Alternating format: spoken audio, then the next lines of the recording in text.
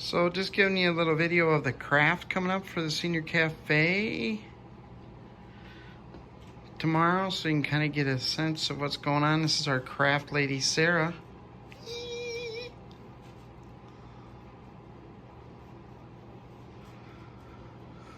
So we are going to be painting barn quilts. And you might think, oh, there's no way I could do that. Sure you can. I have stencils. So it's going to be real easy. You pick out your colors, you have your palette, put your stencil down, and then go to town. So the first one, I'm going to try a couple of different things.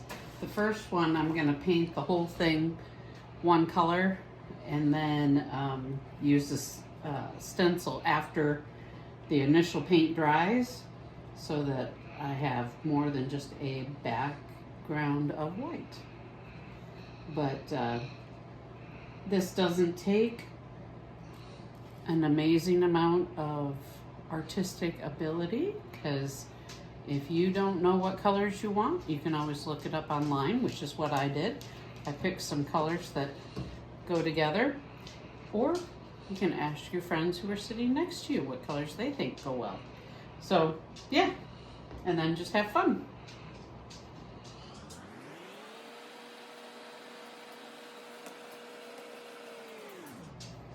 So what would you call that color, Sara? Really light brown, a tan. I don't have this color, so I made it. And that's another thing, you can't get it wrong because it's your idea.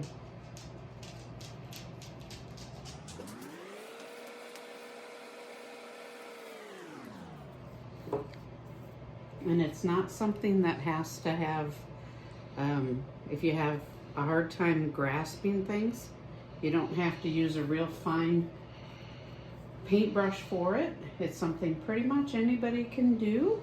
You can use a barn brush. Yeah, to go with your barn quilt.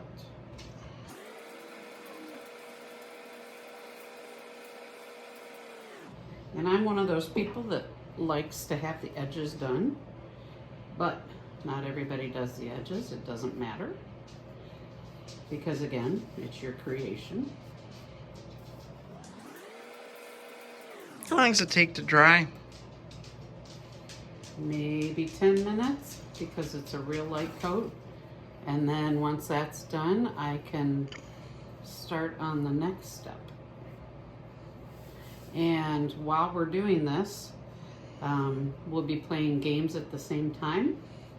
So you can work on this and then go play game and then come back to it, and it's not a high pressure. So kind of take it in stages. Yep, if you need to. Now, if you're not painting underneath, you're just using the stencil, you can do all your different colors at the same time, because the stencil will keep them from running into one another. So it can be a one and done.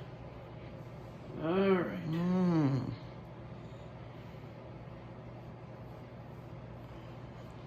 So, stage one, done. Now we let it dry and we'll come back to you. All right, so this is one that I did not paint the background on. And as you can see, I'm not coloring inside the lines.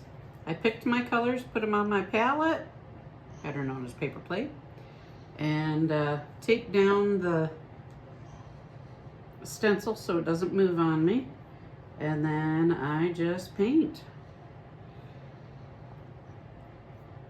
And to me, this one looked like, kind of like tulips. So I went for green in the middle. And as I was doing the orange, I'll show you here in a sec. As I was doing the orange, I got a little overzealous and painted over the edge a little bit. So I plan on taking that green and going around the edges and coloring the edges, and you'll never see the orange. So That's my trick for hiding my mistakes. Sneaky. Yeah. I don't have happy clouds, but I can cover up my orange splotches.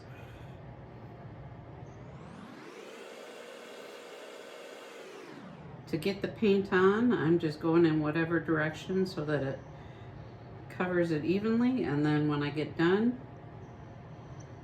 if I don't like the look, I just kind of swoop it so that it appears to all be flown the same direction, and hopefully not have any white streaks. Nice thing with these stencils, they will wash off when I'm done, so we will be able to reuse them. And we're just using acrylic paints that dry pretty quick and come right off, so when I get it on my hands, I can also wash that off. So now I will work on my edges. And I'm gonna leave the stencil on just so that I don't make the mistake of getting green where it doesn't belong, because that would be me. Other than I just realized that I'm holding this down with a piece of tape. You have tape marks. I will have tape marks.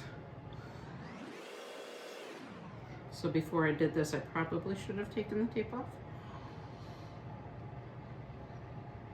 So that's gonna be our craft for the Senior Cafe, Lincoln Falls Wesleyan, 11 a.m. to 1 p.m. Wednesday. We come out and have a good time. Brighten up your winter. And it's nice and warm in the basement.